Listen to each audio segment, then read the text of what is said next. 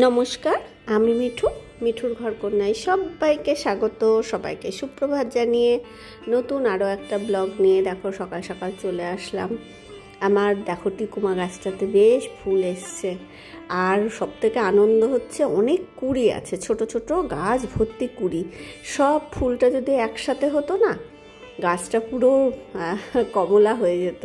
কিন্তু দেখো অন্য ডালগুলোতে ছোট্ট ছোট্ট আছে। এবার ওই ফুলগুলো যখন ফুটবে তখন হয়তো এই ফুলগুলো আবার ঝরে পড়ে যাবে। গাছ ভর্তি কুড়ি রয়েছে, এই প্রথম এরকম গাছ ভর্তি কুড়ি দেখতে পেলাম। না হলে এটা প্রায় 1.5 বছরের পুরনো গাছ, এত ফুল পাইনি। এরপর দেখো সকালবেলা গীতা পড়ে নিলাম, গীতা পড়ে এবার চা করতে আসলাম। রাত্রিবেলা চা খেয়েছিলাম, বাসনগুলো আর ধোয়া হয়নি। এবার চায়ের বাসনগুলো ধুয়ে তারপর চাটা করে নেব। আর আজকে একটা বিশেষ দিন, যদিও না আমার প্রত্যেক বছর মনে হয় এই দিনটা না আসলেই ভালো হয়। আজকে আমাদের বিবাহ বার্ষিকী। এবার আমার হাজব্যান্ড প্রত্যেক বছর ভুলে যায়, মানে আমি না ওকে বলি যে তুমি একটু মনে করে ফুল আনবে। আগে যখন মানে নতুন নতুন বিয়ে হয়েছিল ভুলে যেত, রাগ হতো, রাগ করতাম, বলে ফেলতাম। এখন আর বলি না, এখন ভুলে গেলেও না কিছু বলি না। রাগ হয়, অভিমান হয়, কিচ্ছু আনবে তো না, আমি বলি একটু ফুল এনো হাতে করে। এবার না বলে ভুলে যায়। এবার ভুলে তো যায়, আবার পরে বলবে কি, আরে বাবা কি আছে, ওই একটা দিনই কি পালন করতে হবে তার কোনো কথা আছে, অন্য দিন পালন করলেও হবে। আর এবছর তো ওদের ব্যাংকে অডিট চলছে, এমনিতে এটা ছুটির দিনই, স্যাটারডে, সেকেন্ড স্যাটারডে ছুটির দিন, কিন্তু অডিট চলছে বলে অফিস খোলা আছে, যেতে হবে। তা সকালবেলায় দেখো রুটি করলাম, ভেন্ডি ভাজা করে রেখে দিয়েছি, কারণ দুপুরবেলায় অল্প কটাই ভেন্ডি ছিল, তা ভাজাটা করে রেখে দিলাম। আর একটা নিরামিষ তরকারি করলাম, ঝিঙে দিয়ে পটল দিয়ে, যে রুটির সাথে হবে, আর যা থাকবে দুপুরে হয়ে যাবে। কারণ সত্যি খুব গরম পড়েছে, আর দুপুরবেলা না পদে পদে রান্না করতে ইচ্ছা করে না। আর যেহেতু একটা বিশেষ দিন, এটা যদি নিরামিষের দিন না হতো বা ওর বাবার ছুটি থাকলে তো অবশ্যই বাইরে খেতে যেতাম। আর পনিরও আনা নেই বা ছানা ভাজাও আনা নেই, কারণ ওর বাবা অডিট করে আস্তে আস্তে অনেক রাত হচ্ছে। এবার আমারও মানে কালকে মনে ছিল না বলতে যে একটু পনির বা ছানা ভাজা আনতে, তাহলে হয়তো একটু পোলাও বা একটু পনির করে নিতাম। তা ঘরের মধ্যে যা সবজি ছিল ওই তাই রান্না করব। আর শনিবার না হলে হয়তো ওর বাবা অফিস থেকে আসার পরেও রাতে খেতে যেতে পারতাম, তা সেটা আর হবে না। আর সত্যি বলছি, মানে অ্যানিভার্সারিটা না আমার কোনোদিনই হ্যাপি হয় না, মানে রাগ করে অভিমান করেই আমার এই 20 বছর হচ্ছে, রাগে অভিমানে 20টা বছর কাটিয়ে দিলাম। ওই 2-1টা বছর হয়তো খুব ভালো কেটেছি, আনন্দে কেটেছি, যখন মনে করে ফুল টুল এনেছে সেটা আমি খুব আনন্দে কাটিয়েছি। বাদ বাকি কিন্তু বেশিরভাগ বছরই আমি অভিমানে কাটিয়েছি।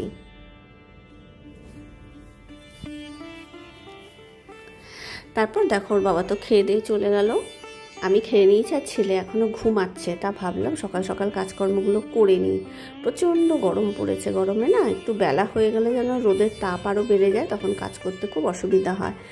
আর কালকে লক্ষ্য করলাম এই জানলাটায় খুব ঝুল পড়েছে, অনেক দিন ঝুলটা ঝাড়া হয় না, মানে অনেক দিন সত্যি ঝাড়াও হয় না। আর এখন একটু ঝড় বাদলার সময়, যার ফলে ঝুলটা আরও বেশি পড়েছে। আর এমনিতেও সত্যি কথা আমি কোথাও ঝুল পড়তে দিই না, ঝুল খুব খারাপ জানো তো, ঝুল, জং ধরা জিনিস, তারপর হচ্ছে ছেঁড়া ফাটা জিনিস, বন্ধ তালা, বন্ধ ঘড়ি, এগুলো আমি জবের থেকে ওই যে অরুণ সজদেবের ভিডিও দেখি, আমি জানি আমার ঘরে না এগুলো রাখি না।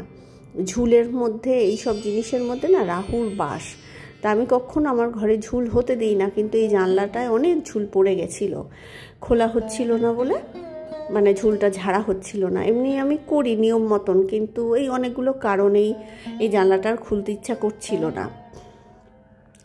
আর যাই হোক, আজকে ঝুলটাকে ঝেড়ে, আর এই জানলার মধ্যে না আমাদের পাশের বাড়িতে নিম গাছ আছে, শিরীষ গাছ আছে, ওই পাতাগুলো উড়ে আসে চ্যানেলের মধ্যে। আর এই পাতাগুলো যখন শুকিয়ে যায় তোলা খুব কষ্ট হয়, শুকিয়ে গেলেই ভেঙে যায় গুঁড়ো গুঁড়ো।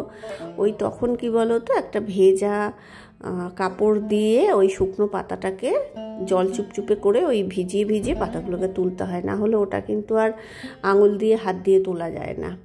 এরপর চাদরটাকে চেঞ্জ করে দিচ্ছি।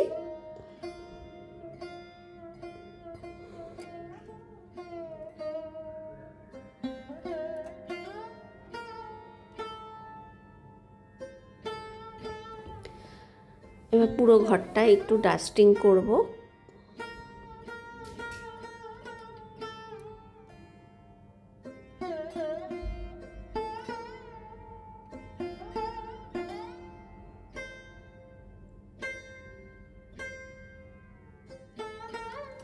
আমি কিন্তু ইচ্ছা করেই আজকে আরও সকালবেলা কিছু লুচি টুচি করলাম না। কালকে সকালবেলায় যদি ওর বাবা বললো রাত্রে মিলেট ওর বাবাই ভেজায়, এবার মিলেটটা ভেজাতে ভুলে গেছিলো, নাহলে তো রোজ মিলেটই খায়। তা আমি কিন্তু ইচ্ছা করলে লুচি করতে পারতাম, কিন্তু আমি করলাম না। কেন বলো তো? লুচি টুচি করলে হয় তোর বাবা বুঝতে পারবে, আমি চাই না মনে করিয়ে দিতে। আমার কথা হচ্ছে বিয়েটা তো আমার একার না, এবং দেখে শুনে দুই বাড়ির থেকে দুজনের পরিবারের থেকে দেখে শুনে বিয়ে, তারপরেও যদি ও ভুলে যায় তো তখন আমার রাগ হয়, অভিমান হয়। ওই জন্যে লুচি করে আমি আর মনে করিয়ে দিতে পারলাম না। লুচি করলে ও ভাবতে হয়তো স্পেশাল কোনো দিন।